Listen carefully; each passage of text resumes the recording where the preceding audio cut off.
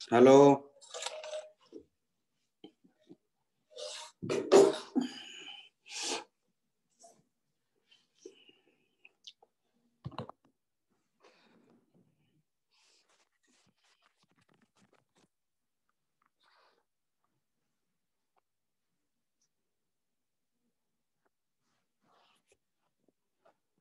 Hello. Hello, good evening sir. Good evening sir. कोई और class चल रही थी क्या अभी? नहीं सर, आप ही अनदर क्लास में बता रहा था, host is in another class. काफी देर से मैं ट्राई कर रहा हूँ, ज्वाइन ही नहीं हो रहा है। चलो ठीक है। कल हमने क्या पढ़ा था? एमएस हिस्ट्री थ्योरी है ना?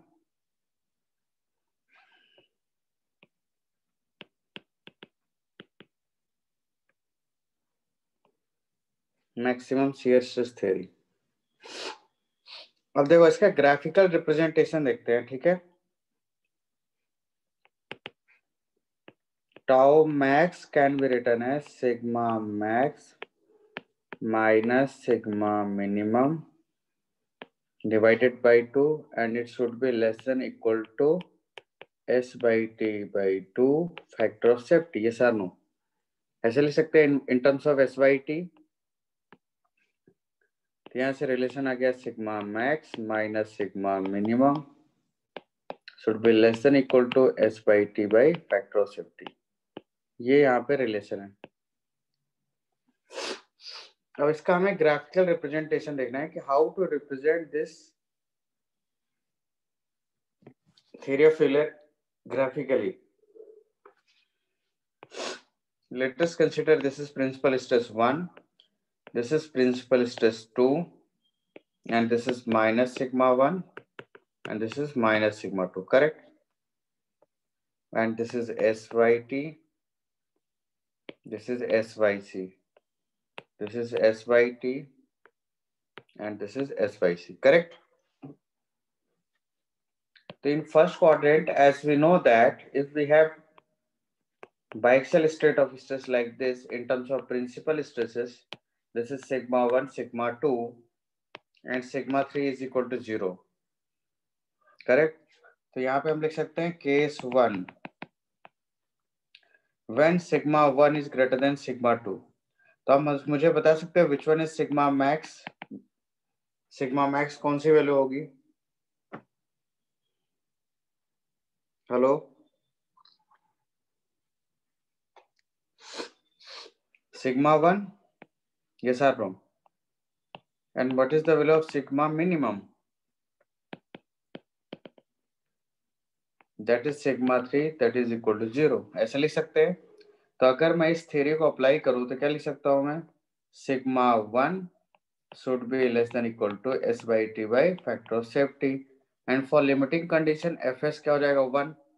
तो सिंपली मैं यहां से एक लाइन ड्रॉ कर सकता हूं। हेलो, और यही सेम केस मिलेगा आपको सेकंड के केस में when sigma 2 is greater than sigma 1, तो sigma 2 less than equal to s by t by factor of safety। ऐसे लिख सकते हैं क्या?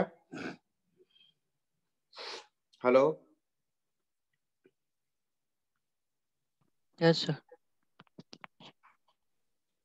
लेकिन सेकंड क्वाड्रेंट में एक पॉजिटिव और एक नेगेटिव है,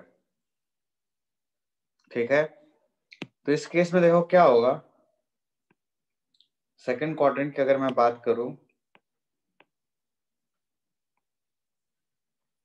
एक्स एक्सिस में लग रहा है कंप्रेसिव स्ट्रेस, तो मैं इसे सिग्मा 1 कह देता हूं कंप्रेसिव, और वाई में लग रहा है पॉजिटिव टेंसाइल स्ट्रेस, और सिग्मा 3 0 है। तो मैंने आपको बताया था जब भी हमारे पास ऐसा केस हो कि अनलाइक नेचर की स्ट्रेसेस एक्ट हो रही हो, ठीक है, तो हम क्या करेंगे? एब्सोल्यूट टाउ मैक्स का कॉन्सेप्ट यूज करेंगे for finding maximum shear stress, ठीक।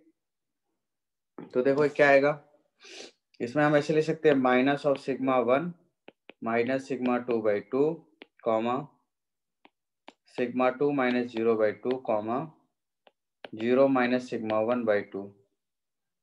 कुछ इस तरीके से लिख सकते हैं क्या? These are in plane shear stresses. अब आप मुझे बताओ इन तीनों में कौन सी बड़ी वैल्यू होगी? 1, 2 और 3 कौन सी? हेलो 1 1। तो सिंपली यहाँ पे हम लिख सकते हैं absolute tau max is equal to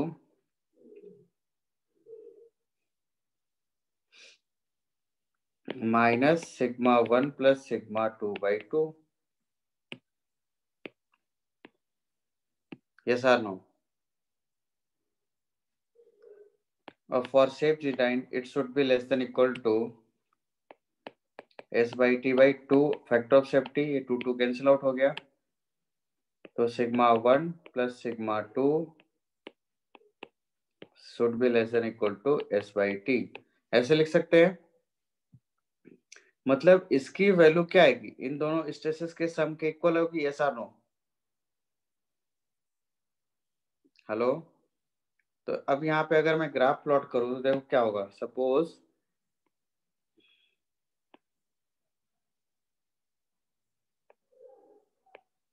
zero 1 2 3 4 5 0 1 2 3 4 5। अगर आपके पास यहाँ पे x 0 है तो y 5 होना चाहिए। अगर x2 0 है तो x1 5 होना चाहिए। सर लो। अगर सपोज यहाँ पे x2 4 है तो इसे क्या होना चाहिए? 1। इसका मतलब इसके रिस्पेक्ट में पॉइंट कौन सा होगा? यही होना चाहिए। Sir no?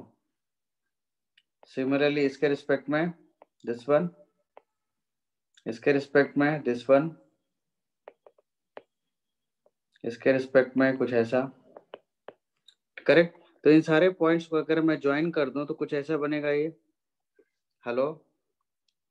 Yes or no?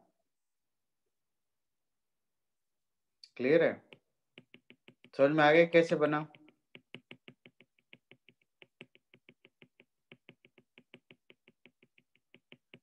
तो सिंपली जब भी अनलाइक नेचर की स्ट्रेसेस एक्ट होंगी तो आपको यहाँ पे कुछ इस तरीके का रीजन मिलेगा। अब यहाँ पे दोनों अगेन दोनों नेगेटिव है तो यहाँ हमको फर्स्ट क्वाड्रेंट जैसा ही रिजल्ट मिलेगा, और यहाँ पे एक पॉजिटिव एक नेगेटिव तो उस तरीके का रिजल्ट मिलेगा। तो ये रीजन मिला। This is called safety region for MSST theory. Hello. तो समझ में आ गया दोस्तों ये कैसे ड्रॉ हुआ?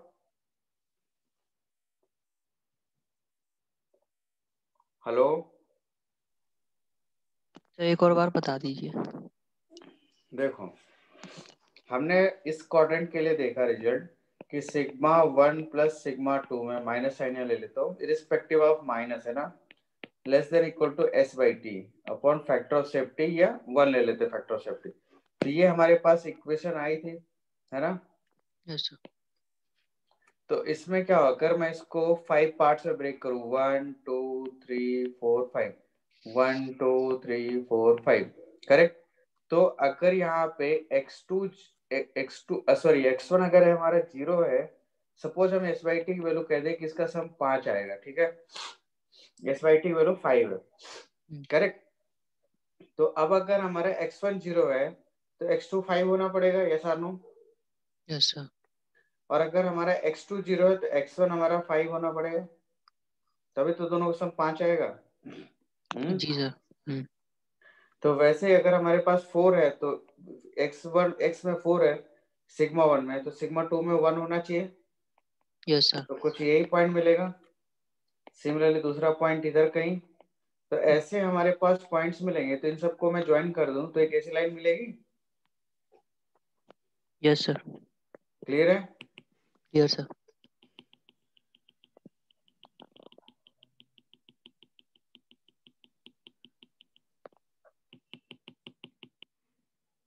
करेक्ट। तो जो यहाँ पे ग्राफ मिला है same as it is graph यहाँ पे भी मिलेगा, क्योंकि यहाँ पे x पॉजिटिव है y नेगेटिव, सिग्मा 1 पॉजिटिव है सिग्मा 2 नेगेटिव है। यहाँ पे भी अनलाइक स्ट्रेसेस मिलेगी कि नहीं? बोलो। तो first second and fourth quadrant में सेम रिजल्ट मिलेगा, फर्स्ट एंड थर्ड क्वाड्रेंट में सेम रिजल्ट मिलेगा, क्योंकि फर्स्ट क्वाड्रेंट में दोनों पॉजिटिव है, थर्ड क्वाड्रेंट में दोनों नेगेटिव है। यस और नो? अब समझ में आ गया ग्राफ कैसे प्लॉट हुआ है? Yes sir. ओके, चलो नेक्स्ट अब हम लोग मूव करते हैं next theory, that is MDET theory.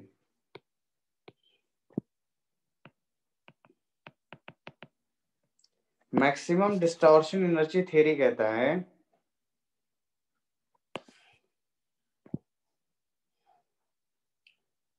देखो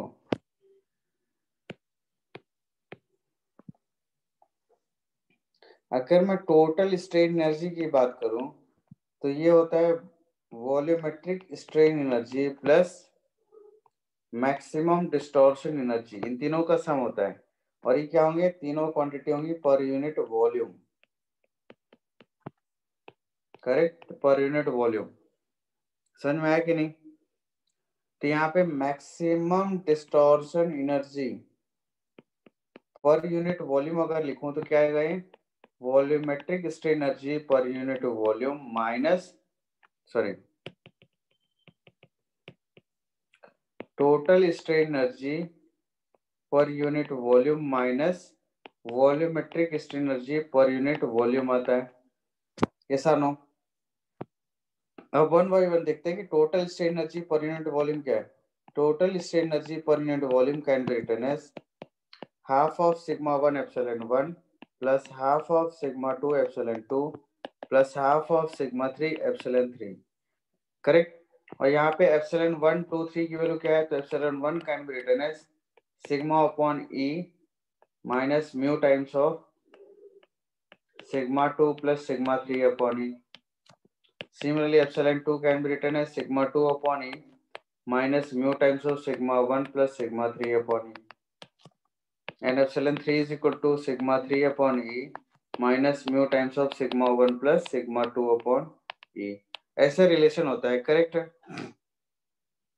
अगर मैं इन तीनों इक्वेशंस की वैल्यू इस इक्वेशन में पुट कर दूं तो मेरे पास total strain energy per unit volume का रिलेशन आ जाता है। This is equal to half sigma 1 square plus sigma 2 square plus sigma 3 square plus 6 times of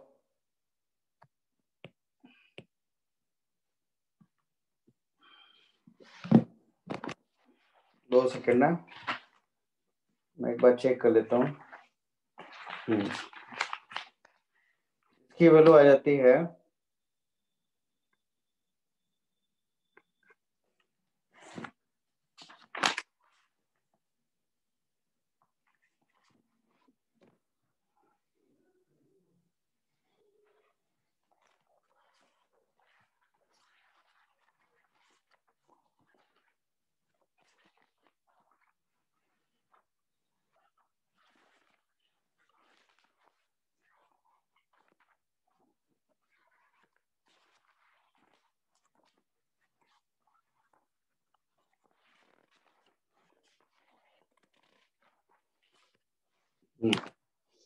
इसका वैल्यू आ जाता है minus 2 mu sigma 1 sigma 2 plus sigma 2 sigma 3 plus sigma 3 sigma 1। ये relation आएगा, ठीक है। और ई भी रहेगा 1/2 ई। ये total strain energy per unit volume. अब वहीं पे volumetric strain energy per unit volume अगर मुझे लिखना हो तो मैं क्या लिख सकता हूँ? Half of sigma average into volumetric strain. Correct. तो ये क्या हो जाएगा? Half of sigma 1 plus sigma 2 plus sigma 3 divided by 3 into volumetric strain. कैसा नो? और वॉल्यूमेट्रिक स्ट्रेन क्या होगा? Sigma 1 plus sigma 2 plus sigma 3 divided by E 1 minus 2 mu. ये रिजल्ट आता है। और ये कहाँ से आए? ये वॉल्यूमेट्रिक स्ट्रेन, इन तीनों स्ट्रेन को सम कर दो, यही रिजल्ट आएगा। करेक्ट है? हेलो? तो ये इक्वेशन हो गया volumetric strain energy per unit volume. तो देखो maximum distortion energy per unit volume होता है total strain energy per unit volume minus volumetric strain energy per unit volume. तो इस इक्वेशन में अगर मैं इन दोनों की वैल्यूज को पुट कर दूंगा तो मुझे रिजल्ट मिल जाएगा टोटल डिस्टॉर्शन एनर्जी की वैल्यू। करेक्ट है? तो maximum distortion energy per unit volume is equal to होगा it should be less than equal to maximum distortion energy per unit volume, और ये कह सकते हैं परमिसिबल। करेक्ट। और जब इसको इक्वेट करेंगे दोस्तों, तो मैं बहुत ज्यादा यहाँ पे बता नहीं रहा हूँ आपको, ठीक है ना, ये सब क्योंकि बहुत बड़े डेरिवेशन होते हैं ये सब, तो मैं डायरेक्ट नहीं कर रहा हूँ, मैं डायरेक्ट रिजल्ट बताऊंगा। तो इससे क्या आएगा, ये सब सॉल्व करने के बाद हमारे पास फाइनल रिजल्ट आएगा सिग्मा 1 माइनस सिग्मा 2 का whole square plus sigma 2 minus sigma 3 का whole square plus sigma 3 minus sigma 1 का whole square is less than equal to 2 times of sum constant का स्क्वायर। करेक्ट है। तो ये कहानी बताई थी हेंकीज ने। करेक्ट है। अब इसमें k की वैल्यू क्या होगी, तो सिंपल सा है, आप यूनिएक्सियल टेंसाइल टेस्ट परफॉर्म कर दो। करेक्ट है। यूनिएक्सियल टेंसाइल टेस्ट, तो यूनिएक्सियल टेंसाइल टेस्ट परफॉर्म करूंगा तो sigma 1 is equal to S by T लिख दूं, तो sigma 2 is equal to 0 and sigma 3 is equal to 0। इसकी वैल्यू यहाँ पे पुट कर दो तो क्या आएगा, ये एस बाई टी माइनस 0 का होल स्क्वायर प्लस 0 माइनस 0 का whole square plus 0 minus S by T का whole square less than equal to 2 times of K square. तो क्या गया है, हेलो,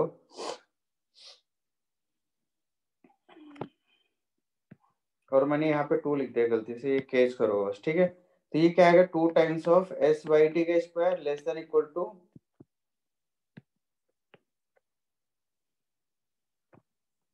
के स्क्वायर, ये सार नो। यहाँ से के की वैल्यू क्या आ गई, या के स्क्वायर की वैल्यू आ गई 2 times of S by T square. Correct. तो ये फाइनल फॉर्मूला क्या आ गया आपका डिस्टॉर्शन एनर्जी थ्योरी का, सिग्मा 1 माइनस सिग्मा 2 का whole square plus sigma 2 minus sigma 3 का whole square plus sigma 3 minus sigma 1 का whole square less than equal to 2 times of S by T by N कर देता हूँ, factor of safety को भी divide कर देता हूँ, फैक्टर ऑफ सेफ्टी का स्क्वायर। ये ऐसा लिख सकते हैं क्या, hello. This is the final expression for maximum distortion energy theory. और इसी रिलेशन को वॉन माइसनेस ने डिफरेंट तरीके से लिखा था।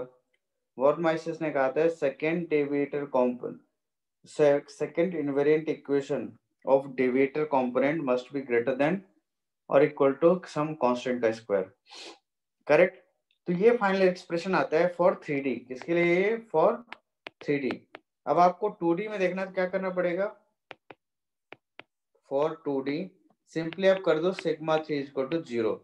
जब इसको सिंप्लीफाई करो तो क्या आएगा, सिग्मा 3 0 पुट करके sigma 1 square minus sigma sorry plus sigma 2 square minus 2 times of sigma 1 sigma 2 plus sigma 2 square plus sigma 1 square less than equal to 2 times of S by T by factor of safety का whole square. तो ये क्या आ गया, हर term 2 बार है, देखो sigma 1 square sigma 1 square sigma 2 square sigma 2 square. तो मैं 2 को कॉमन ले लूं तो क्या आएगा result, sigma 1 square minus sigma 1 sigma 2 plus sigma 2 square less than equal to 2 times of S by T by factor of safety का square. तो 2 से 2 कैंसिल आउट हो गया, तो फाइनल एक्सप्रेशन बना x sigma square minus sigma 1 sigma 2 plus sigma 2 square it's always less than equal to S by T by factor of safety का whole square. Correct. तो अगर किसी मेंबर में स्ट्रेसेस एक्ट हो रही हैं बाइक्सियल स्टेट ऑफ स्ट्रेस, तो ये जो स्ट्रेस आ रही, if this stress value is less than और equal to S by T by factor of safety का square, then we can say this is safe. और आप कह सकते हो ये जो इक्वेशन है this is equation of ellipse, yes और नो, एलिप्स का इक्वेशन है ये, हेलो।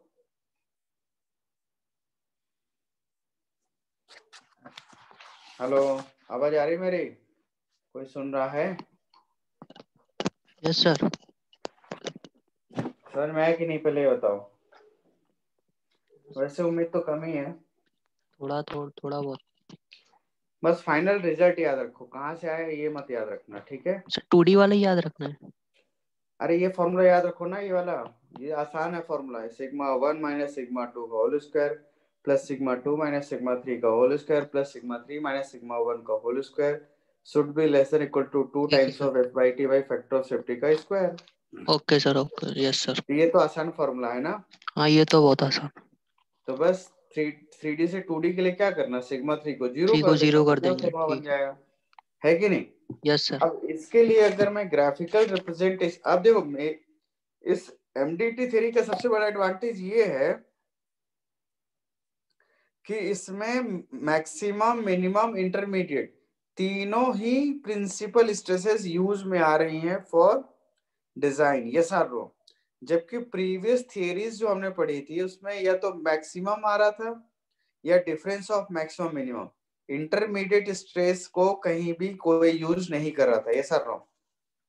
मतलब उसका इफेक्ट ये नेग्लेक्ट मान के चल रहे थे, यस आर नो, जबकि पॉसिबल नहीं होगा ना, कुछ ना कुछ तो इफेक्ट प्रोड्यूस करेगा ही। समझ में आया कि नहीं, बोलो। इसलिए जो एमडीटी थ्योरी है it gives us more accurate result as compare to all the theories of failure. Why? Because it consider all the stresses, correct. जितनी भी स्ट्रेसेस एक्ट हो रही सारे की सारे स्ट्रेसेस को ये कंसीडर कर रहा है, यस और नो।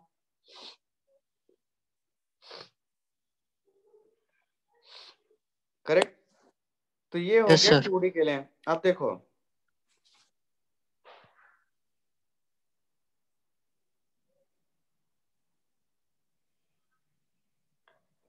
अब अगर मैं कहूं कि suppose our member is subjected to pure shear stress, correct है। अगर प्योर शियर का केस हो like this, only here we have tau, और इसके लिए आपको एमडीटी थ्योरी अप्लाई करनी है। तो देखो क्या होगा, under pure shear if I draw its Mohr circle then it can be drawn like this, correct. और ये जो वैल्यू आती है ये सिग्मा एक्सिस है और ये टाउ एक्सिस है, तो इसे कह सकते हैं यहां से लेके यहां तक ये वैल्यू क्या आएगी, टाउ एक्स वाई, ठीक है। तो सिंपली हम कह सकते हैं sigma 1 is equal to tau x y and similarly here sigma 2 is equal to tau x y, yes सार नो माइनस में, एंड सिग्मा 3 क्या होगा, 0, करेक्ट। तो यहाँ पे टाउ एस बाई ना एज्यूम करके सपोज मैं अगर इसको लिख दूं this is s by s, yield shear stress, correct.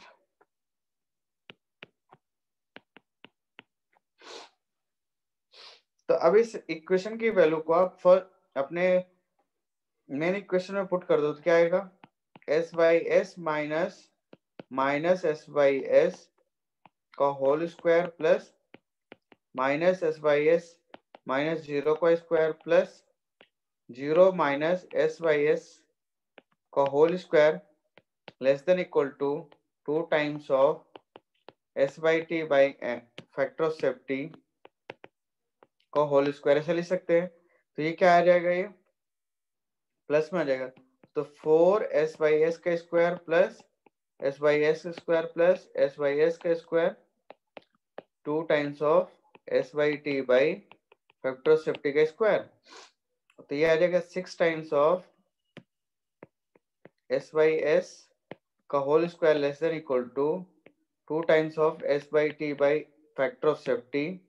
और चलो फैक्टर ऑफ सेफ्टी को सपोज मैं 1 कंसिडर कर लूं तो ये स्क्वायर, करेक्ट। तो ये क्या गया, इसको कैंसिल करो तो ये 3 आ जाएगा। तो सिंपली एस बाई एस क्या आ गया दोस्तों, एस बाई टी बाई √3।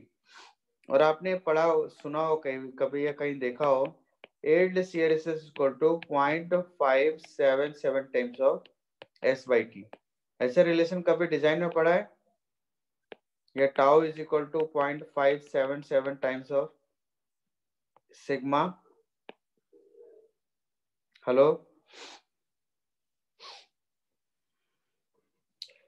तो यहां से आपको क्या मिलेगा कि जो यील्ड शियर स्ट्रेस होती है वो टेंसाइल स्ट्रेस का 1/√3 टाइम्स होती है, correct.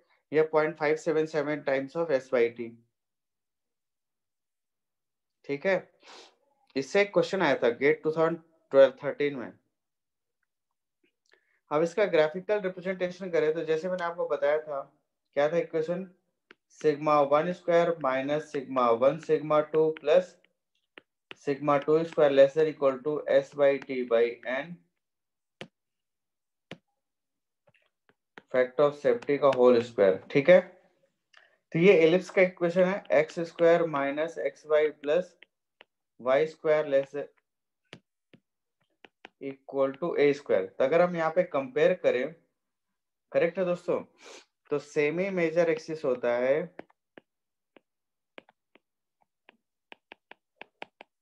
This is equal to होता है √2a, और √2a का मतलब क्या हो गया, √2 times of s by T by factor of safety, ये साथ नो। और सेमी माइनर एक्सिस की अगर हम बात करें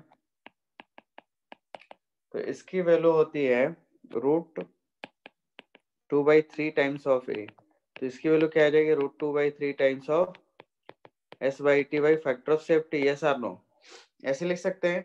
तो आपको मेजर एंड माइनर एक्सिस पता है, now you can draw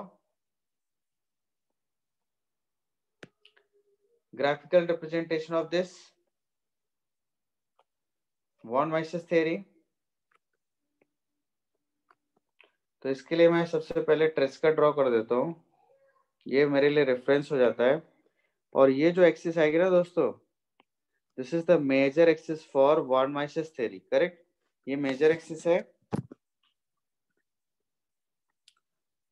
and this one is called minor axis of the von Mises theory। इसके रिस्पेक्ट में जब ग्राफ प्लॉट करूंगा तो ये कुछ, सॉरी, इसको प्लॉट करूंगा तो देखो ये आएगा, यू कैन सी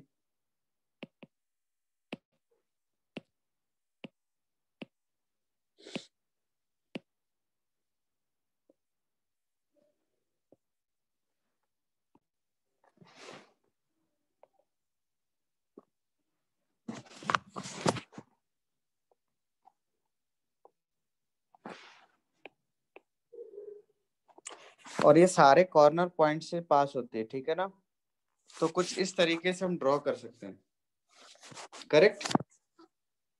तो ये जो रेड वाला लाइन मैंने ड्रॉ किया, this is for MDT theory, and absolutely this is sigma 1, this is sigma 2, और यहाँ पे जो है this is s by t, and this is s by c, and this is minus sigma 1, this is minus sigma 2, and this is s by c, and this is s by t, correct। और ये जो plane होता, this shows maximum shear stress plane,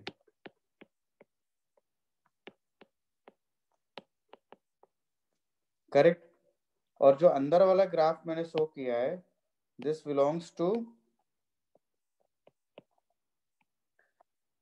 MSST theory, और यहीं पे अगर मैं इसको कुछ इस तरीके से ज्वाइन कर दूं लाइक दिस, तो ये किसके लिए बन जाएगा दोस्तों, ये complete figure for MPST theory, ये सार नो।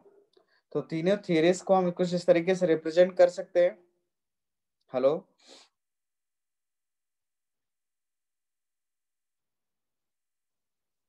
हेलो। और under pure shear yes sir. Under pure shear की मैं बात करूं तो देखो, एक आपको वैल्यू मिलेगा यहाँ पे और एक यहाँ पे।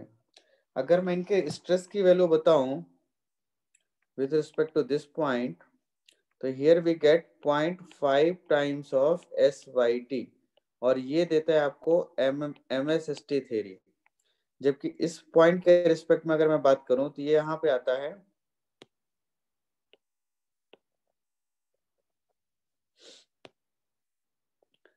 0.577 times of s by T, और ये देता है MDT थ्योरी। तो आप मुझे बता सकते हो कि विच theory failure is more accurate and safe theory and economical theory.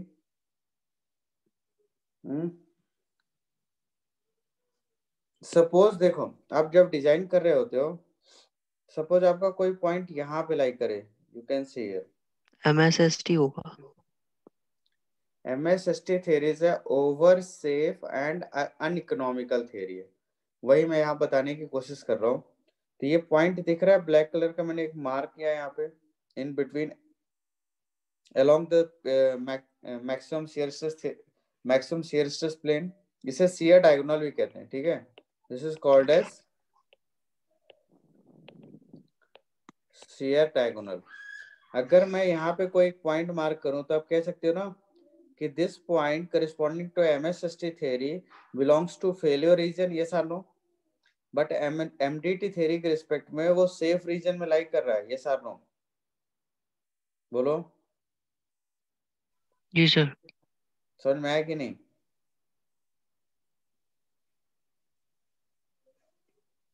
Yes sir. देखो जो MDT थ्योरी है ये इकोनॉमिकल एंड सेफ थ्योरी है और more accurate theory as compare to MSST थ्योरी। MDT थ्योरी ज्यादा एक्यूरेट थ्योरी। क्यों ज्यादा एक्यूरेट थ्योरी, मैं ऑलरेडी आपको बता चुका हूं कि इस पर्टिकुलर MDT थ्योरी में ये सारे स्ट्रेसेस को कंसीडर करता है ना, maximum minimum as well as intermediate stresses. That's why it gives us more accurate result as compared to other theories. Is it clear? Yes sir. और इसके प्रिसीजन, इसका एक्यूरेसी लेवल बहुत ज्यादा होता है और बहुत ही प्रिसाइज थ्योरी ऑफ फेलियर होती है। फॉर एग्जांपल, चलो एक एग्जांपल के थ्रू बताता हूँ, ठीक है।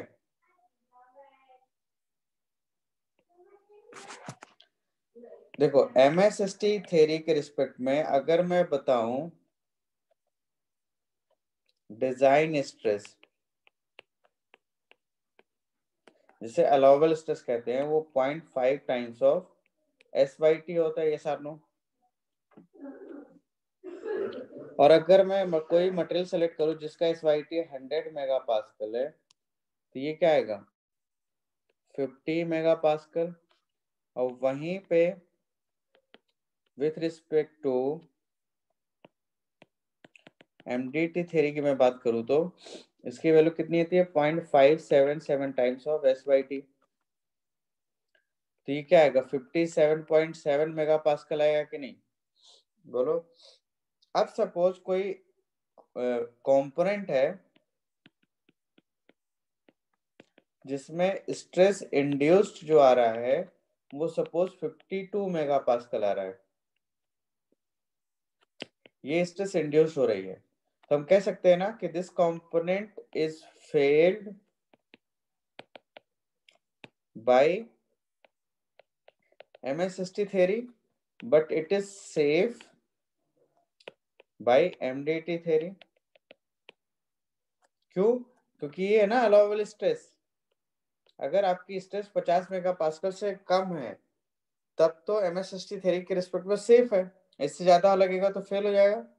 जबकि MDT कहता है कि नहीं 57.7 मेगा पास्कल स्ट्रेस से कम स्ट्रेस लगेगी तो वो सेफ है। अगर मैं 52 सपोज स्ट्रेस इंड्यूस हो रहा है किसी कंपोनेंट में तो MSST तो बोलता है भाई फेल हो जाएगा, जबकि MDT क्या कहता है सेफ है भाई, है कि नहीं, बोलो समझ में आया कि नहीं। तो अब करना क्या पड़ेगा, अब आपको MSST से सेव करना है सपोज। तो सपोज मैं वही केस लेता हूं कि सपोज एक मेंबर है, एक्सियल लोड X में एक्ट हो रहा है P और इसका डायमीटर D है। तो जो इसमें स्ट्रेस इंड्यूस्ड होगा this is less than equal to, sorry sigma induced जो आएगा ये क्या आएगा force upon area 4P upon pi D square लिख सकते हैं, ये सर नो, बोलो हेलो। Yes sir. करेक्ट। इससे शियर स्ट्रेस मैक्सिमम क्या है, ये मैक्सिमम प्रिंसिपल स्ट्रेस है। तो टाउ मैक्स कैसे आएगा, इसके लिए अगर मैं मोहर सर्कल ड्रॉ करूं तो कुछ इस तरीके से ड्रॉ होगा, जहां पे सिर्फ एक ही लोड एक्ट हो तो कुछ इस तरीके से, ये सेंटर है और ये आपका सिग्मा इंड्यूस्ड है। और ये टाउ मैक्स है, तो इसका हाफ हो जाएगा कि नहीं, बोलो। तो टाउ मैक्स मैं लिख सकता हूं 2p, हाफ हो जाएगी ना, तो 2p by pi D square, ये मैक्सिमम स्ट्रेस इंड्यूस्ड है। और इसके रिस्पेक्ट में सिग्मा 1 क्या आ जाएगा, 4p upon pi D square and sigma 2 0, sigma 3 0। Correct, समझ में आया कि नहीं, बोलो। तो आपको एमएसएसटी लगाना है तो टाउ मैक्स निकालना पड़ेगा ना भाई। नहीं समझ में आया, चलो मैं फिर से बताता हूँ, छोड़ो ये मोर सर्कुलर को। ये रिलेशन समझ में आया, कहाँ से आया बोलो, ये समझ में आ गया क्या, hello. Yes sir. Load upon area. तो टाउ मैक्स क्या होता है, sigma Sigma max x minus sigma minimum by 2। 2. तो क्या मैं इसी को सिग्मा मैक्स कह दूं और sigma minimum is equal to 0, क्योंकि और कोई स्ट्रेस तो लग नहीं रही है किसी भी डायरेक्शन में। तो टाउ मैक्स क्या आ जाएगा, सिंपल से लिख सकते हैं ना, इसका आधा, तो ये क्या आ जाएगा 2p, 4p की जगह 2p Yes. Upon pi D square, बोलो। Yes sir.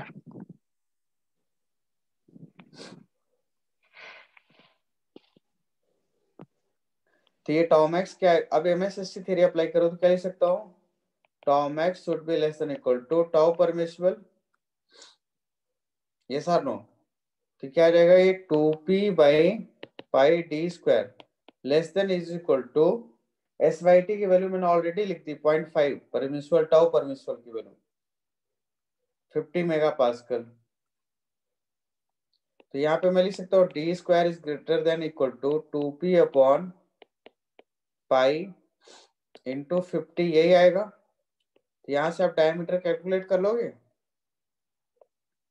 अब देखो, अब अगर मैं एमडीटी थ्योरी अप्लाई करूं तो सिग्मा 1 इज इक्वल टू आ गया 4p upon pi D square, तो सिग्मा 2 0, सिग्मा 3 0। तो अगर मैं फॉर्मूला वैल्यू पुट करूं तो क्या आएगा, सिग्मा 1 स्क्वायर प्लस 0 प्लस sigma 1 square less than equal to 2 times of S by T by F S का square. Correct, hello. Yes sir. तो क्या आ जाएगा, ये 4p upon pi D square का whole square less than is equal to, ये permissible stress की value already हमने कैलकुलेट कर ली यहाँ पे, यस और नो। तो 0.577 करेक्ट है, हेलो। तो इसके रिस्पेक्ट में जब आप डायमीटर कैलकुलेट करोगे इस इक्वेशन से, तो सपोज ये डायमीटर 2 कहता हूँ और इसे मैं डायमीटर 1 कहता हूँ, तो अब आप मुझे बताओ डायमीटर किस केस में ज्यादा मिलेगा, 1 केस में या 2 केस में? 2 केस में, हम्म, सेकंड केस में। या फिर मैं ऐसे कह देता हूँ, इसको और सिंप्लीफाई कर देता हूँ, क्योंकि हमने परमिसिबल स्ट्रेस की वैल्यू तो कैलकुलेट ही कर ली है ना।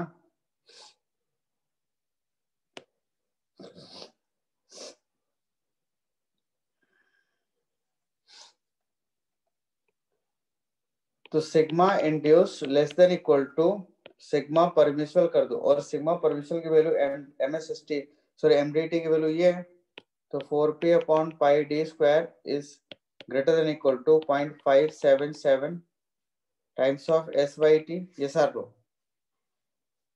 तो यहां से मैं एक डायमीटर कैलकुलेट करूंगा, ये D2 है और ये D1 है। तो देखो, जब परमिसिबल स्ट्रेस ज्यादा होगी तो आपका डायमीटर क्या आएगा,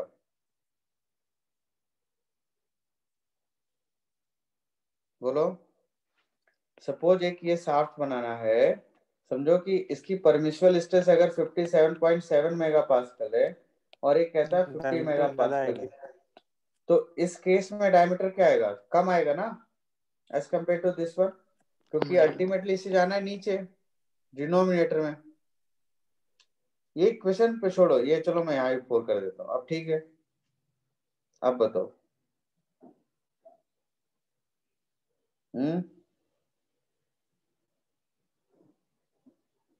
हेलो। यस सर, कम आएगा। कम आएगा ना। हम्म। इसका मतलब क्या है कि अगर आपको एमएसएसटी से कंपोनेंट बनाओगे तो उसका साइज एमडीटी से ज्यादा आएगा, यस सर, है ना। सही क्योंकि है। वो कह रहा है कि नहीं 52 में फेल हो जाएगा भैया, तो थोड़ा बड़ा बना दो जिससे सेफ रहे, है ना। जी सर। इसीलिए एमडीटी थ्योरी जो होती है इसे कहा जाता है, MDT theory is accurate and economical theory है। जबकि एमएसएसटी थ्योरी जो होती है this is over safe, over safety लेके चलता है, over safe and uneconomical theory. Correct. Okay sir. Yes. तो बस मुझे यही समझाना है, इसके लिए मैं दुनिया भर का ज्ञान दे रहा हूँ। नॉर्मली मतलब एमडीटी यूज करते होंगे। नॉर्मली यूज करते हैं एमपीएसटी थ्योरी, ठीक है, क्योंकि अच्छा। एमपीएस सॉरी एमपीएसटी कह रहा हूं, एमएसएसटी थ्योरी, क्योंकि एमएसएसटी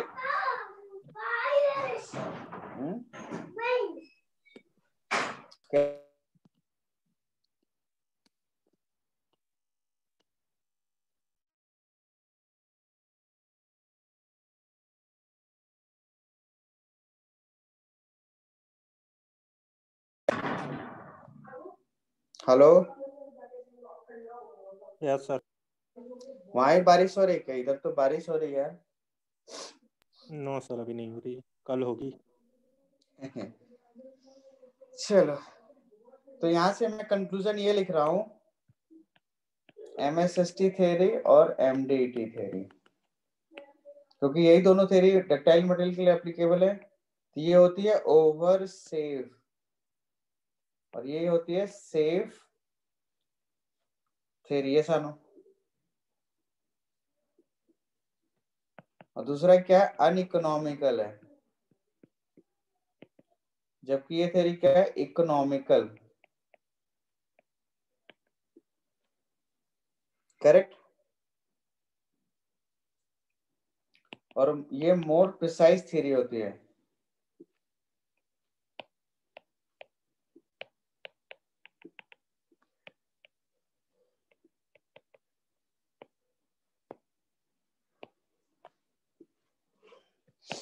जबकि ये less precise and accurate theory होती है। करेक्ट है।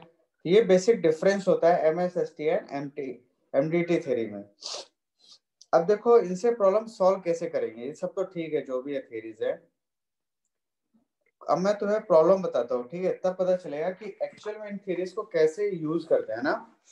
क्योंकि जनरली बीटेक स्टूडेंट जो होते हैं उनकी सबसे बड़ी समस्या यही है कि फॉर्मूला वॉर्मूला सब याद है, लेकिन ये नहीं पता इसको अप्लाई कैसे करें, है कि नहीं। ये कॉमन समस्या होती है।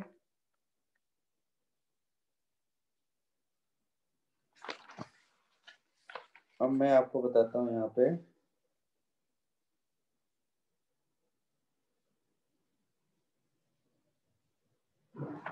देखो एक बहुत जबरदस्त छोटा सा क्वेश्चन है।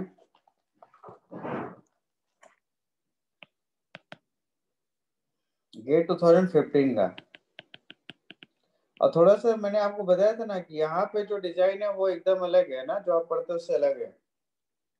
यहाँ पे प्रॉब्लम्स भी अलग होते हैं। The uniaxial yield stress of a material is 300 megapascal.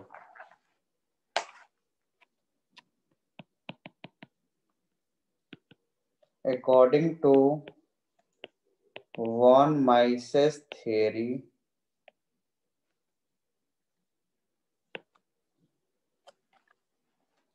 the yield shear stress in megapascal of the material is correct. इसका सॉल्यूशन बता सकते हो क्या आएगा? यील्ड शियर स्ट्रेस की वैल्यू पूछ रहा है।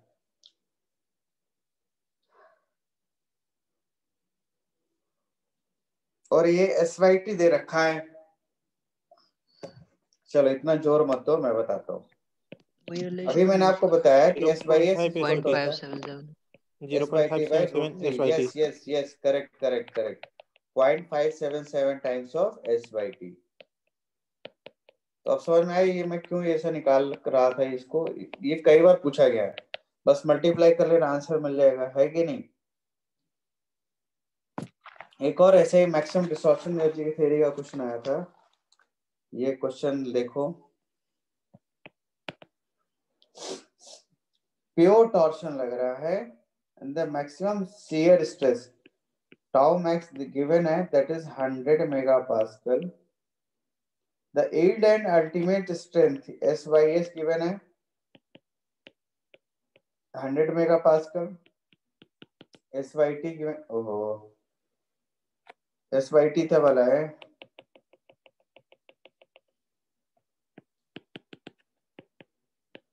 100 मेगापास्कल और SUT है आपका 300 मेगापास्कल।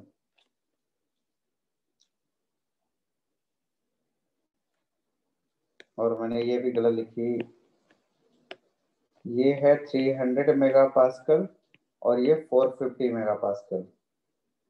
द फैक्टर इसमें पूछा है using MDET theory what is factor of safety. ये निकालना, आपको निकाल सकते हो, बोलो। और ये क्या था, a shaft subjected to pure twisting moment. और जब प्योर ट्विस्टिंग मोमेंट मिलेगा तो इससे जो टाउ मैक्स आया था वो 100 मेगापास्कल है। तो मैं आपको बता दूं कि अगर मैं इसका state of stress condition represent करूं तो मैं कुछ इस तरीके से रिप्रेजेंट कर सकता हूं। This is state of stress, this is tau is equal to 100, yes 0.5 SYT is equal to tau max हो जाएगा। ये हाँ SUT is equal to tau max.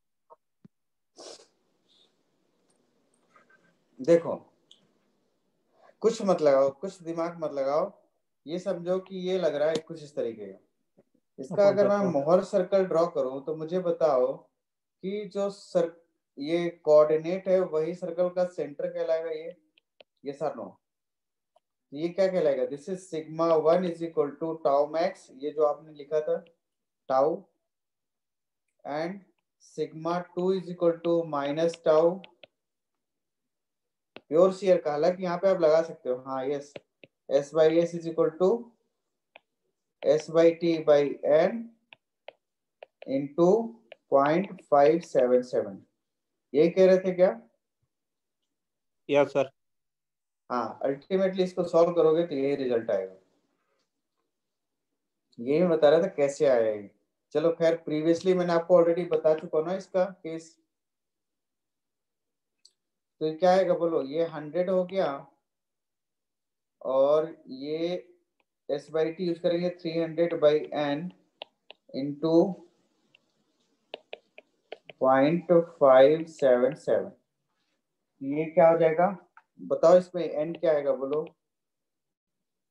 300 by 100 into 1 by root 3, 3 by root 3, तो ये root 3 1.717, यही आएगा answer, बोलो hello. Yes sir यार। चलो ये सही है, आपने ये गजब पक पिक किया है, बहुत अच्छा। ये कॉन्सेप्ट ऑलरेडी मैंने अभी बताया था। या तो फिर आप बेसिक से स्टार्ट करो हर बार, या फॉर्मूला ऐसे याद रख लो तो काम ही हो जाएगा फिर तो। ये भी कितने 2 मार्क्स का क्वेश्चन आया था, हाँ 2 मार्क्स का क्वेश्चन आया था गेट 2014 में, ठीक है।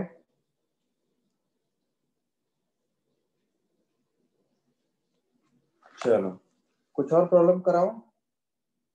Yes sir.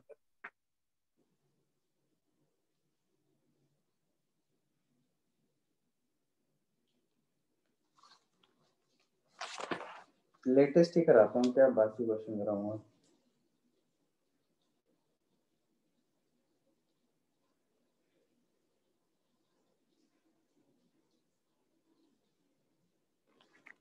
एक ट्रेस्का क्राइटेरिया का क्वेश्चन देखो,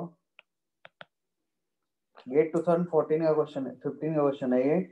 इसमें दिया हुआ sigma x is equal to 80 mega pascal, sigma y is equal to 20 mega pascal and tau xy is equal to 40 megapascal and strength of the material that is SYT given है यहाँ पे 100 megapascal।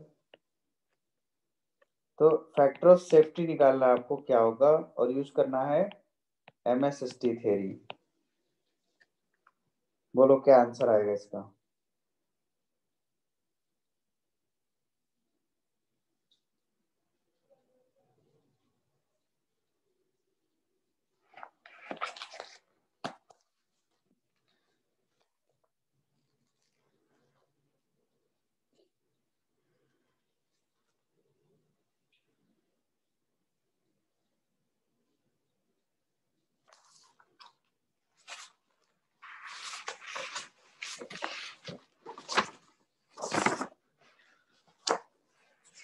Sir 1.66।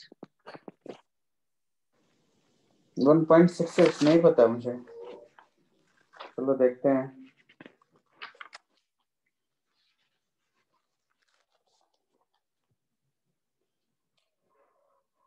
देखो इसमें लगाओ sigma, ये इससे हम tau max कैसे निकाल सकते हैं, square root of sigma max minus sigma minimum by, क्या मैक्स मिनिमम लिखता रहता हूँ, sigma x minus sigma y by 2 का whole square plus tau x y square, यही रिलेशन होता है टाउ मैक्स का।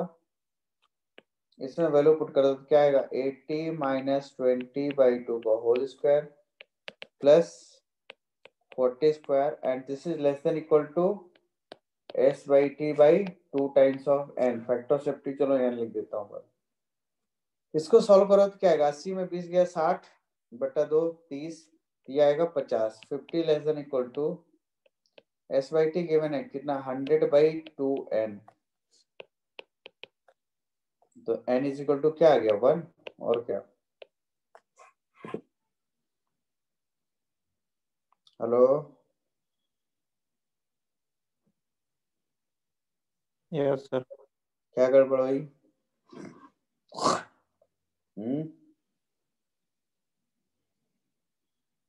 वो sigma x minus sigma y by 2 है सुन का। ओहो बालक तबाह हो जाओगे, ये प्रिंसिपल स्ट्रेसेस नहीं है। Yes sir. प्रिंसिपल स्ट्रेसेस होती ना जी सर तब जी आप सर। तब आप टाउ मैक्स लगा सकते थे, sigma max minus sigma minimum by 2, ठीक है ना। Yes sir. तो अभी ये फॉर्मूला लगाओ, अभी खैर सॉम पढ़ लोगे ना आप लोग तो फिर ये सब बनने लगेगा, ठीक है ना, क्योंकि टाउ मैक्स निकालने के बहुत सारे तरीके हैं। चलो एक तबाही क्वेश्चन आता है गेट 2012 में, पूरा दिमाग हिला दिया था ये क्वेश्चन। जनरली इस तरह के क्वेश्चन पूछे जाते नहीं थे पहले कभी।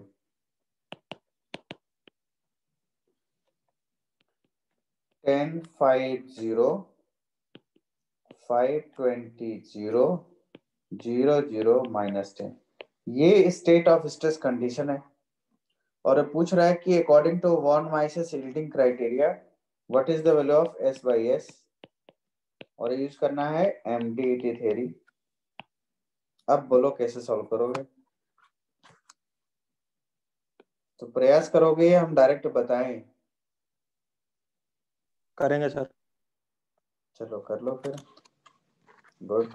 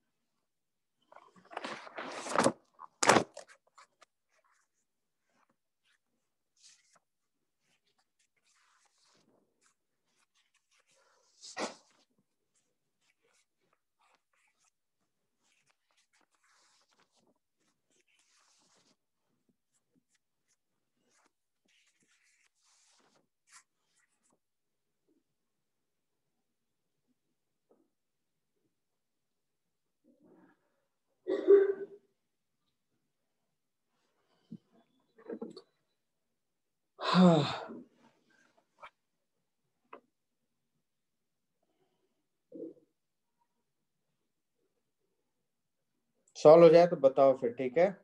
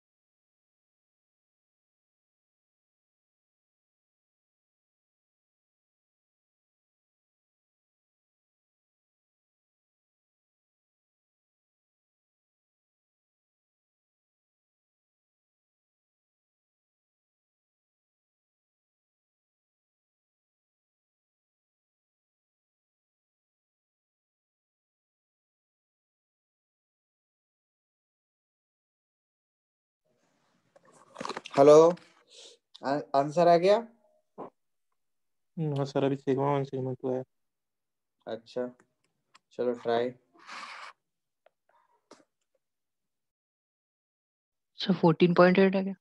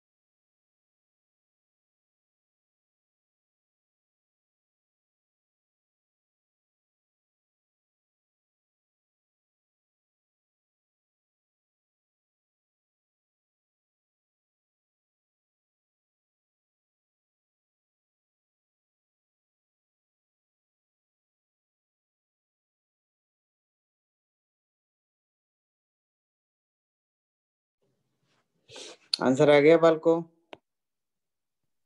सर आप बता दीजिए। चलो देखो, सबसे आसान तरीका है कि आप इसके प्रिंसिपल डायगोनल में सिग्मा माइनस कर दो। कर दिए? अब इसका डिटर्मिनेंट लो और इक्वल टू 0 पुट कर दो। क्या आएगा बोलो? 10 minus sigma times 20 minus sigma into -10 minus sigma minus 5 times -10 minus 5। 16.93 sir. Yes, correct answer. ये इतना ही आएगा। बोलो equal to 0। Hello, yes sir. तो यहाँ देखो, -10 माइनस सिग्मा तो कॉमन फैक्टर है, तो निकाल लो इसे। तो 10 minus sigma into 20 minus sigma minus 5 5 25। This is equal to 0। ऐसे ले सकते हैं। यहाँ से एक रूट मिल गया कि sigma is equal to -10 mega pascal आता है। करेक्ट। रिमेनिंग के लिए क्या करोगे आप? इसको सॉल्व करो। तो 110 into 20 that is 200 minus 20 sigma minus 10 sigma minus minus plus sigma square minus 25। This is equal to 0। क्या है 20 sigma square minus 30 sigma plus 175 this is equal to 0। तो यहाँ से सिग्मा 1 की वैल्यू मुझे बता सकते हो second order differential sorry second order equation solve करके क्वाड्रेटिक इक्वेशन।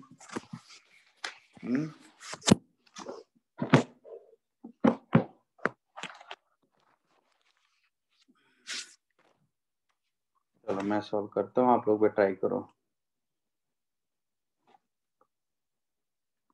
25 और 5 1 माइनस 30 175। तो एक आता है 22.07 मेगा पास्कल और दूसरा आता है 7.928 मेगा पास्कल। करेक्ट। तो देखो अब तीन स्ट्रेसेस मिल गई, तो सिग्मा 1 क्या आएगा 22.07, सिग्मा 2 आपका होगा -10 एंड सिग्मा 3 होगा 7.928 मेगा पास्कल। हमने सीक्वेंस लगा लिया, ये सबसे बड़ी है, फिर ये है ना। तो ये जो इक्वेशन हमें मिला था ये थर्ड ऑर्डर इक्वेशन था। तो थर्ड ऑर्डर इक्वेशन का जो तीन रूट मिलेंगे वही प्रिंसिपल स्ट्रेसेस कहलाती हैं। ये प्रिंसिपल स्ट्रेस कैलकुलेट कर लिया आपने, यस और नो। फिर सिग्मा 1 हमारे पास बॉन्ड मैसेज थ्योरी का रिलेशन क्या है, सिग्मा 1 माइनस सिग्मा 2 का whole square plus sigma 2 minus sigma 3 का square plus sigma 3 minus sigma 1 का whole square less than equal to 2 times of S by t. Factor safety दिया हुआ है क्या कुछ? नहीं ना।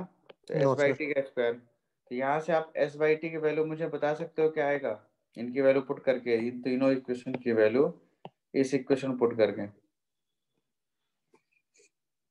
22.07 माइनस प्लस हो जाएगा ये 10 का होल स्क्वायर प्लस -10 माइनस 7.928 का होल स्क्वायर प्लस 7.92 माइनस 22.07 का whole square less than equal to 2 times of S by T का होल स्क्वायर।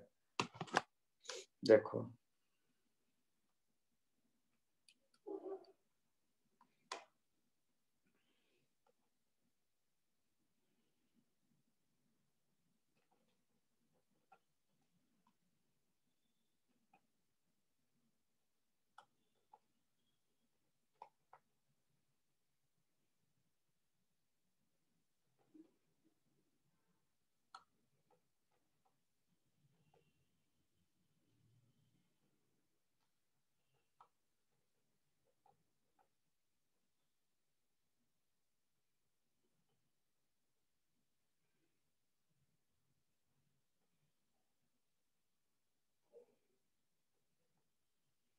तो ये एस बाई टी की वैल्यू आ रही 27.839 ऐसी आ रही क्या, और s by s is equal to 0.577 times of S by t हमने पढ़ा था, ये सानो बोलो।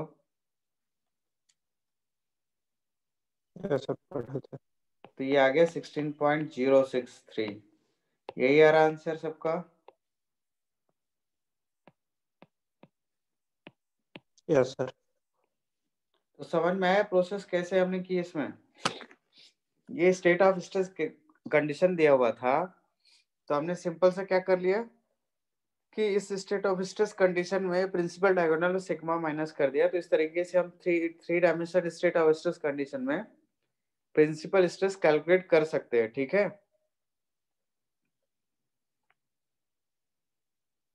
सर नॉर्मली भी तो सिग्मा 1 सिग्मा 2 निकाल के सॉल्व कर सकते थे। हाँ अगर आप इसका 2/2 मैट्रिक्स लेते तो ये सिग्मा 1 सिग्मा एक्स ये टाउ एक्स वाई और ये सिग्मा वाई लेके 1,2 निकाल लेते, सिग्मा 1,2 ऐसे किए थे। Yes sir. और ये तो इटसेल्फ एक दे रहा है हमें -10, है कि नहीं। Yes sir. इस तरीके का होगा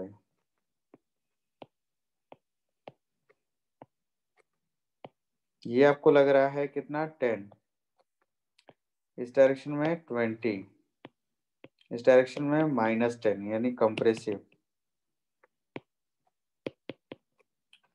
ठीक, ये टाउ एक्स वाई लग रहा है तो इस प्लेन में ये 5, इस प्लेन में 5 और इस प्लेन में कोई शियर स्ट्रेस नहीं है, यस आर नो? जब इस प्लेन में कोई शियर स्ट्रेस नहीं है तो इटसेल्फ ये जो वैल्यू है this is maximum principal stress at this particular plane, yes or no? समझ में आया क्या? Yes sir. बोलो। अगर यहाँ भी कोई टाउ हो जाता तब आपकी केस, तब आप डायरेक्ट इसको -10 को प्रिंसिपल स्ट्रेस नहीं कह पाते, ठीक है? बोलो। तो अब आप इन सर अगर दोनों को वैसा कोई केस होता तब इसी तरफ से सॉल्व करते जैसे सॉल्व किया आप। हाँ, अगर यहाँ पे सपोज आपको इस तरीके से स्ट्रेस और दे देता, करेक्ट है, तब फिर हमारे पास इसके अलावा कोई ऑप्शन नहीं था, ठीक है? Yes sir. तो ये सारी चीजें जब आप डे बाय डे प्रैक्टिस करोगे ना तो ये सब एक्सपीरियंस से आती है ना। चलो, और mainly state of stress condition को ड्रॉ करना सीखना पड़ेगा आपको, ठीक है? अगर ये ड्रॉ करना सीख गए ना तो आधी समस्या यही खत्म हो जाएगी सॉन्ग की। तो चलो, तो थ्योरी ऑफ फेलियर बन जाएगा। अब आगे बढ़े हम लोग, नया टॉपिक कुछ पढ़े, बोलो। हेलो हेलो, आवाज आ रही है मेरी बालकों? Yes sir. तो कुछ नया पढ़ा जाए। Okay yes sir. चलो, अब हम लोग नेक्स्ट पढ़ेंगे design against fluctuating load.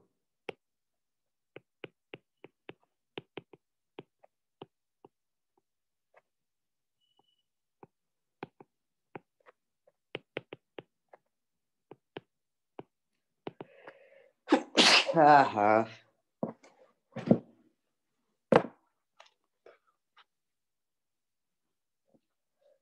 2 second ना।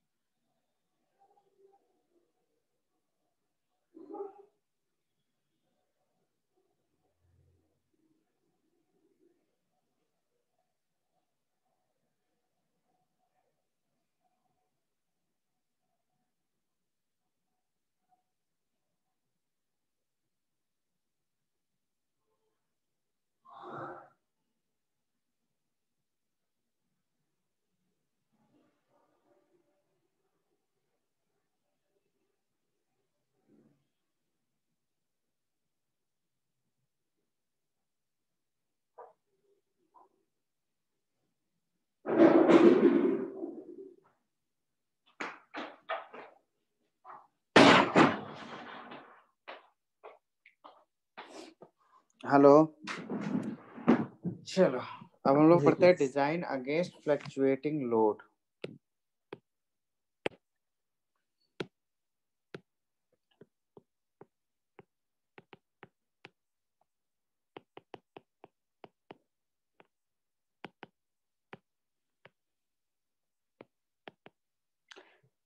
करेक्ट, तो मैं ऑलरेडी आपको बता चुका हूँ फ्लक्चुएटिंग लोड क्या होता है, नहीं बताया क्या? नहीं बताया, सोम पढ़ा था तो बताता, कोई बात नहीं। चलो देखो, फ्लक्चुएटिंग लोड या फटिग लोड भी हम कह सकते हैं, डिजाइन अगेंस्ट फटिग लोडिंग। तो फटिग लोड की मैं डेफिनेशन बताता हूँ। A load is said to be a fatigue load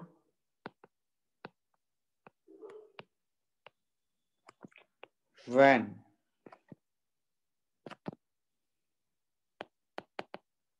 either magnitude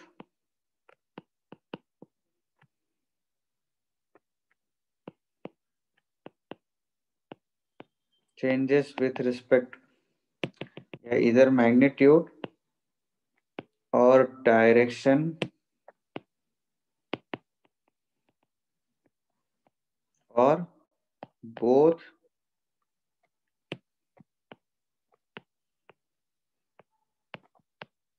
magnitude and direction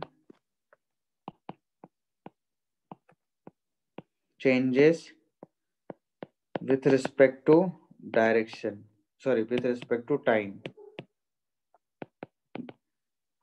A load is said to be a fatigue load when either magnitude or direction or both magnitude and direction changes with respect to time is called as fatigue load. Correct. अब fatigue load तीन तरीके हो सकते हैं, या तो magnitude change हो रहा हो, या डायरेक्शन चेंज हो रहा हो, या फिर both magnitude and direction change हो रहा हो. करेक्ट है. हेलो. Yes sir. अब देखो ये चैप्टर काफी इंपॉर्टेंट चैप्टर है, यहाँ से भी बहुत सारे क्वेश्चन पूछे जाते हैं. ठीक है. तो अब मैंने लोड की बात की है, तो पहले मैं इस लोड को कंप्लीट करता हूँ, फिर उसके बाद हम लोग डिजाइन पे आएंगे. ठीक है.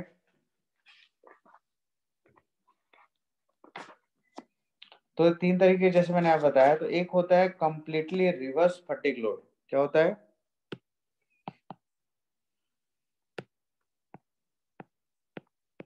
Completely reverse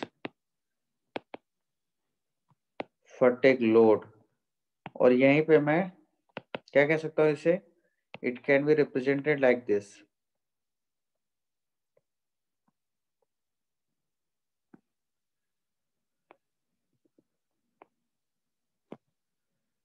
correct. तो आप देख रहे हैं यहाँ पे ये जो मैक्सिमम वैल्यू है ये दोनों में सेम है. This is plus p and this is minus p. Yes or no? तो कंप्लीटली रिवर्स फटिग लोड वह फटिग लोड होता है जिसमें ओनली डायरेक्शन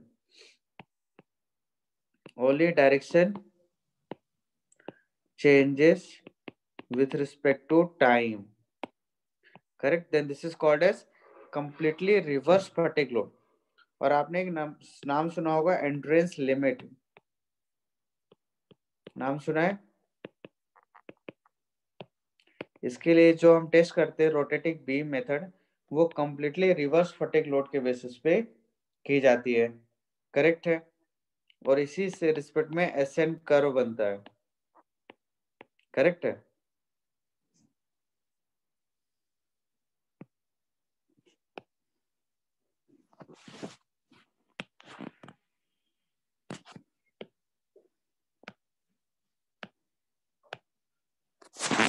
दूसरा लोड होता है आपका कंप्लीटली रिवर्स फटिग लोड. समझ में आया क्या?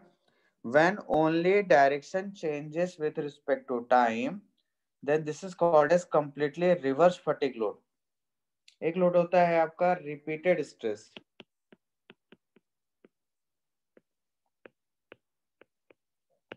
इसका मतलब है कि ओनली इन रिपीटेड स्ट्रेस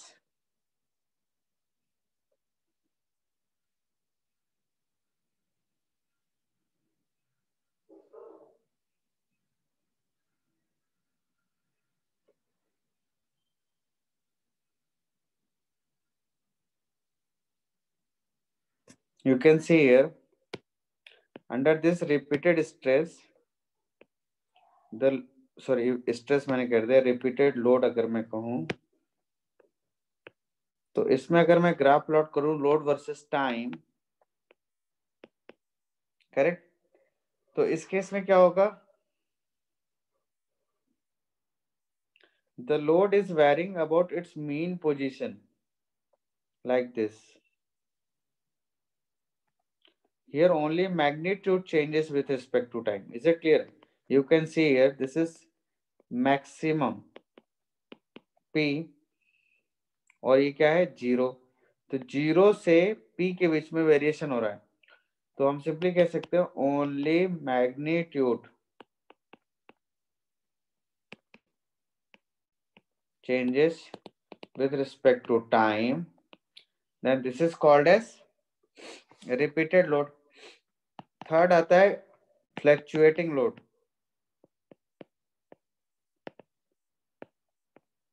और it also called as alternating load. In this, both magnitude and direction changes with respect to time, like this. This is the mean value.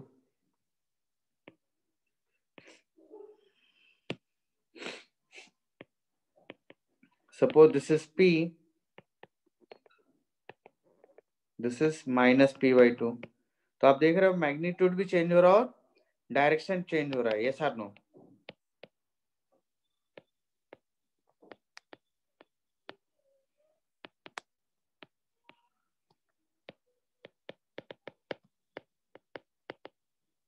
Then this is called as fluctuating or alternative fatigue load.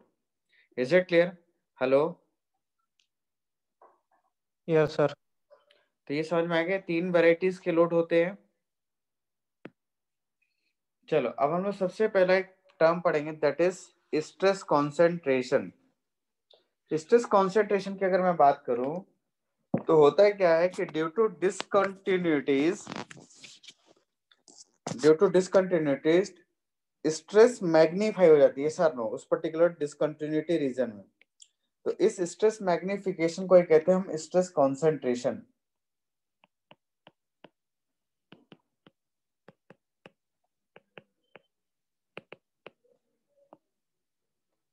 तो simply अगर stress concentration को लिखो तो मैं कह सकता हूं it is defined as the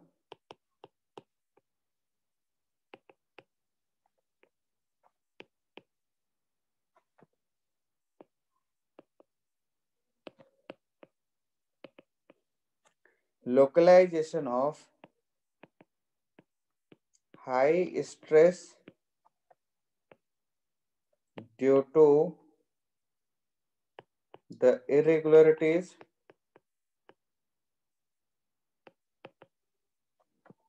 present in the component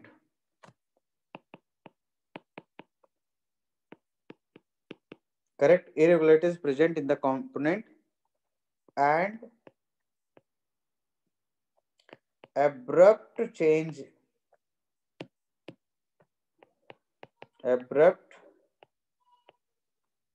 changes of the cross section।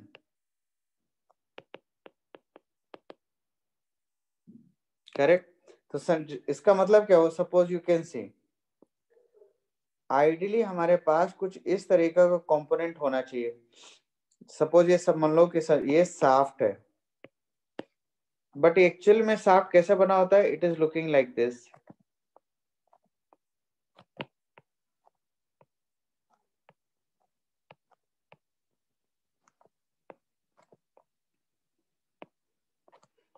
तो जो आप देख रहे हो ये क्या हो रहा है, यहाँ पे बेरिंग फिक्स की जाती है। तो ये सडन डायमीटर में डिक्रीमेंट होता है, इसे कहते हैं एब्रप्ट चेंज। तो because of this abrupt change the stress concentration में ऑकर्स एंड समटाइम्स डिसकंटिन्यूटीज में also present. Like suppose here you make कीवे, suppose ये आपने कीवे बना दिया, तो ये जो भी डिसकंटिन्यूटीज होती है इरेगुलरिटीज कहलाती है। And because of these discontinuities और irregularities and sometimes if some impurities are present in the metal they also causes stress concentration, yes or no?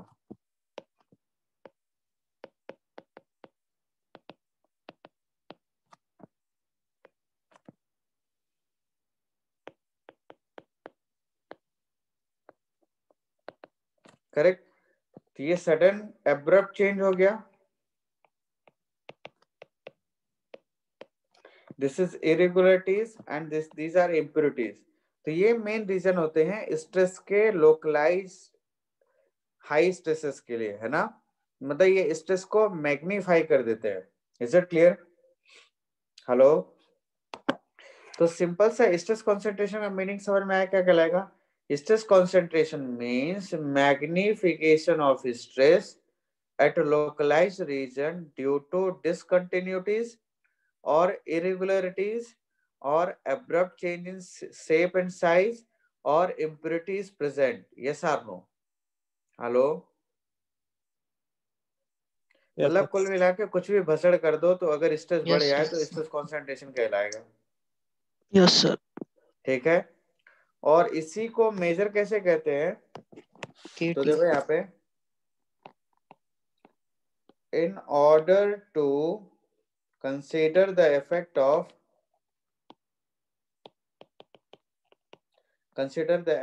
of stress concentration and find out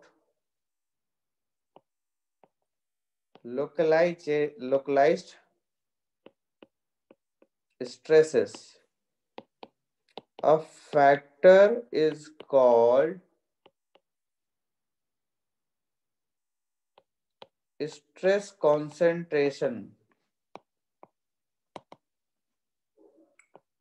factor is used, और इसे represent किया जाता है KT से। This is also called as theoretical stress concentration factor।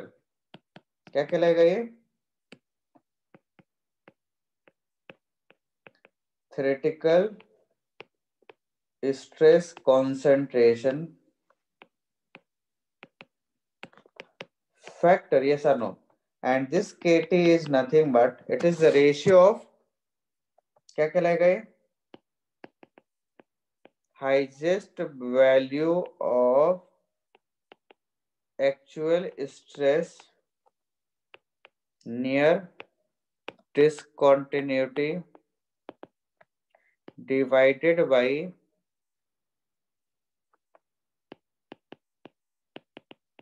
nominal stress obtained by elementary sum equations, yes or no? अब इसका meaning क्या है? देखो, for example, suppose here we have a plate. Now if we apply stress in this plate like this, correct? And if I cut a section here, suppose ये load P लग रहा है और इस सेक्शन के रिस्पेक्ट में अगर मैं फ्री बॉडी डायग्राम ड्रॉ करूं, so let's see here the stress distribution takes place like this। तो आपको यहाँ पे स्ट्रेस का डिस्ट्रीब्यूशन कैसा मिलेगा? Uniform, yes or no? This is sigma A, is it clear? But instead of taking this uniform plate, if we consider a plate which is having a hole like this, and now it is subjected to a load P, now if I cut a section, then you can see here with respect to this, if I represent stresses, तो देखो कैसे represent कर सकते हैं? This is load और this is cross section. तो यहाँ पे स्ट्रेस कुछ इस तरीके से एक्ट होगा दोस्तों। Here we get like this,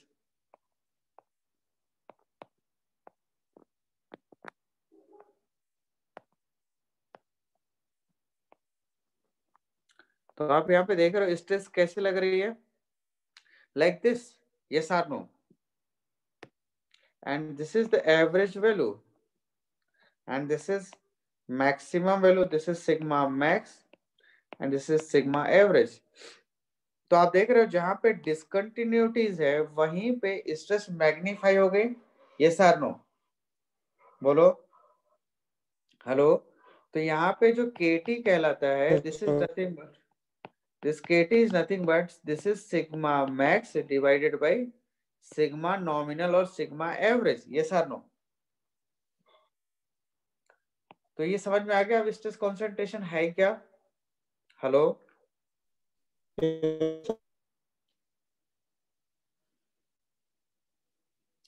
hello,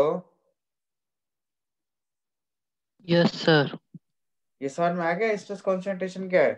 तो ये Yes, जो sir. स्ट्रेस में मैग्निफिकेशन हो रहा है due to Oh, this discontinuity is present, this is called as stress concentration, yes, sir. Correct? चलो नेक्स्ट आगे बढ़ते हैं। नेक्स्ट आता है the cause of stress concentration. इसे देखते हैं क्या होता है, किसकी वजह से ये आ सकते हैं ना।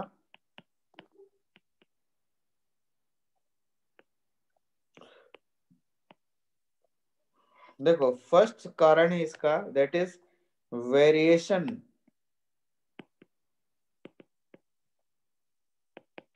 इन properties of materials. Number 2, load applications, either it is point load or distributed load.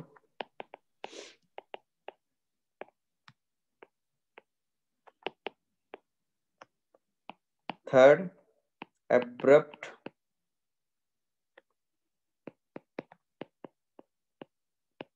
change in section. Next, discontinuities.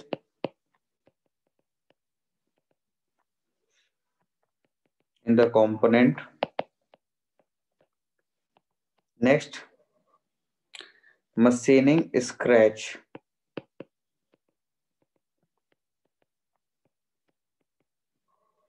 देखो variation in properties of material का मतलब क्या हुआ कि it may be subjected to some defect like gas holes, है ना, एक casting defects है ये सर नो, इंटरनल क्रैक,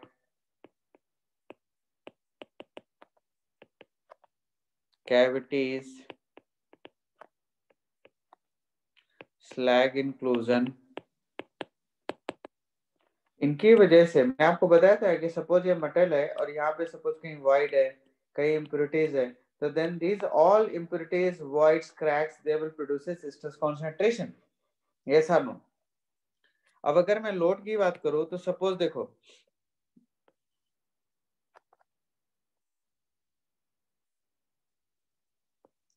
दो गियर टीथ है, अगर ऐसे एंगेज हो तो आप देख रहे हो at this particular point here we have point contact, and because of this very high magnitude is applied at a very small zone. yes or no? Hello, अगर सपोज आपके पास ऐसे कैम फॉलोवर है, ठीक है, तो again at this point they get very high load, है कि नहीं। सिंपल सा एक पेन है, पेन को आप अगर पेन की रिफिल को अगर अपने हाथ में धसाओगे तो ज्यादा पेन होगा एज कम्पेयर टू पेन के पीछे वाला पोर्शन अगर प्रेस करो तो। ऐसा क्यों हुआ? क्योंकि पेन की जो टिप थी उसका एरिया कम था, और कम एरिया में जब सारा लोड लगा दोगे तो ऑब्वियसली वहां पे स्ट्रेस कॉन्सेंट्रेशन बढ़ जाता है, इसलिए एक ही जगह पे बहुत ज्यादा लोड ट्रांसमिट हो गया तो पेन होने लगेगा। वहीं पर इसके पेन के बैक साइड वाले को प्रेस करते हैं तो उसका एरिया ज्यादा था। ये सार नो, ये सार नो, तो समझ में आ गया लोड एप्लीकेशन का एक पॉइंट। अब एब्रप्ट चेंज इन सेक्शन की अगर मैं बात करूं तो सपोज आपका शाफ्ट कुछ इस तरीके से, फिर आपने सडनली ऐसे डायमीटर को रिड्यूस कर दिया, तो this abrupt change in size of the shape and size of the component is also subjected to stress concentration. Discontinuities का मतलब क्या हुआ कि suppose you make a keyway or you may make a hole, correct, for lubrication, oil holes. तो ये सब चीजें जो हम प्रोवाइड करते हैं they ultimately increases stress concentration. ये सर नो, क्योंकि बिकॉज दीज आर डिसकंटिन्यूटीज। अब मशीनिंग कर रहे हो उसमें कई बार इस तरीके का स्क्रैच बनता है ना, these scratches produces stress concentration। तभी तो आफ्टर मशीनिंग उसमें ग्राइंडिंग की जाती है जिससे स्क्रैचेस को हटाया जा सके। ये सार नो, पॉलिशिंग की जाती है। हेलो, तो ये सारे रीजन है जो स्ट्रेस कॉन्सेंट्रेशन को बढ़ाते हैं। Yes sir. अब स्ट्रेस कॉन्सेंट्रेशन को कैलकुलेट करने के लिए दो मेथड्स हैं। एक है आपका मैथमेटिकल मेथड, है ना, mathematical based theory, mathematical model मतलब based on theory of elasticity.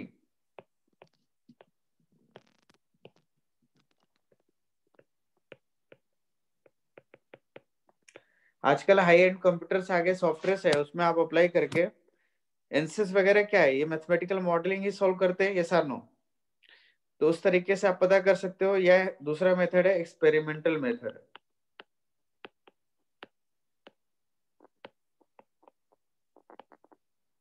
Correct.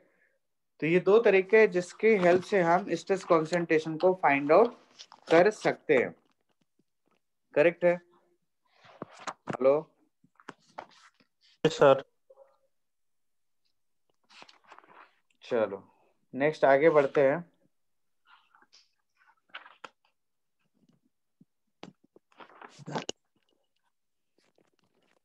अब मैं आपको एक इंपॉर्टेंट रिलेशन बताने जा रहा हूं। Suppose here we have a disc, इससे क्वेश्चन पूछा गया है ना, and in this here we have ellipse like this,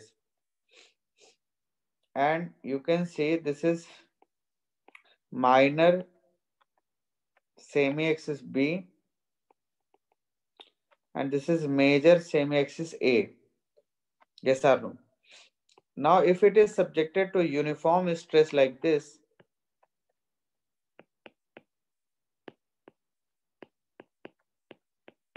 correct, तो यहाँ पे हम क्या लिख सकते हैं, दिस इज सिग्मा टी। तो यहाँ पे स्ट्रेस कॉन्सेंट्रेशन फैक्टर होता है KT, theoretical stress concentration factor KT is equal to 1 + 2 times of A/B। और KT क्या होता है, ये sigma max by sigma nominal. Yes और नो? तो सिंपली हम लिख सकते हैं sigma max is equal to sigma naught 1 + 2 times of A/B। Yes और नो? अब इसके तीन केस हो सकते हैं दोस्तों। केस फर्स्ट कि ये जो आपका स्क्रैच है, सॉरी जो ये एलिप्स बन रहा है, ये कुछ इस तरीके का हो जाए, मतलब B इज इक्वल टू 0 हो जाए और लोड इसी डायरेक्शन में एक्ट हो रहा है। तो B 0 का मतलब क्या हुआ, sigma max is equal to sigma naught 1 + 2 times of A/B।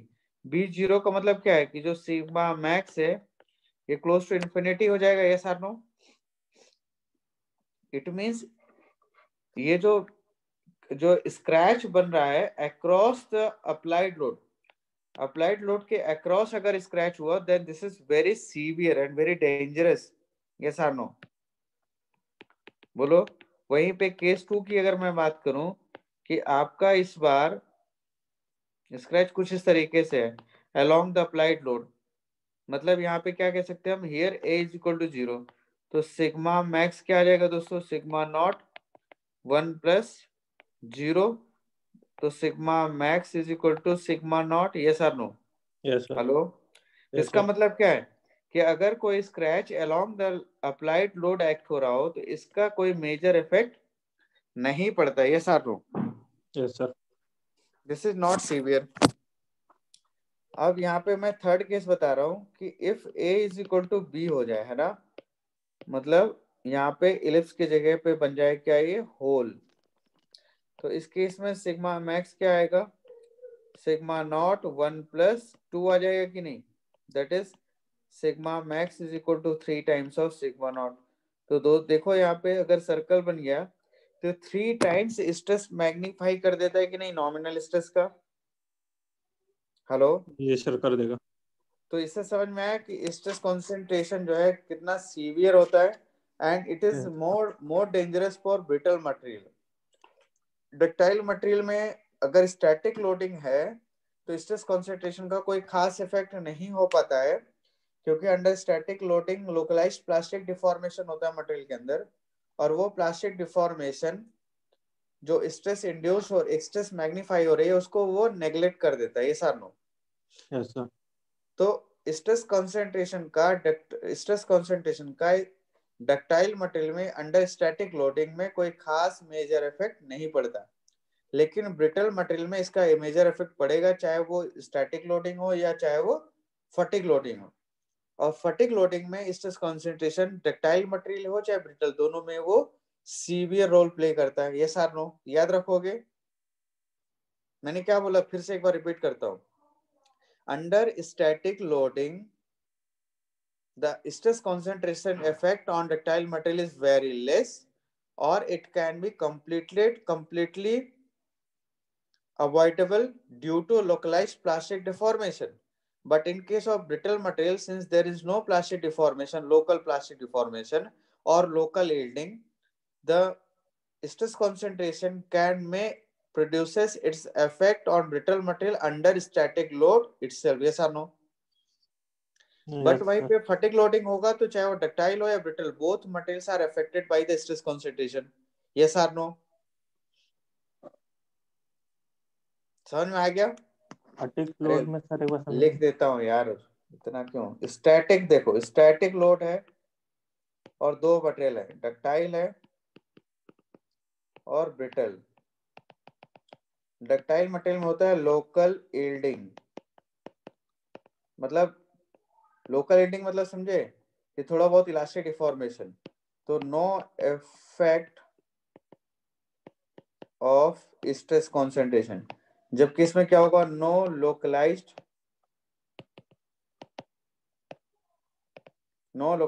Yielding.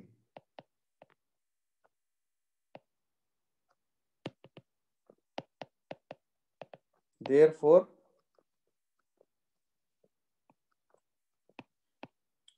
it is affected by stress concentration. याद रखोगे. वहीं पर अगर फटिक लोड है तो फटिक लोड, बोथ मटेरियल्स चाहे वो डक्टाइल हो या ब्रिटल, बोथ आर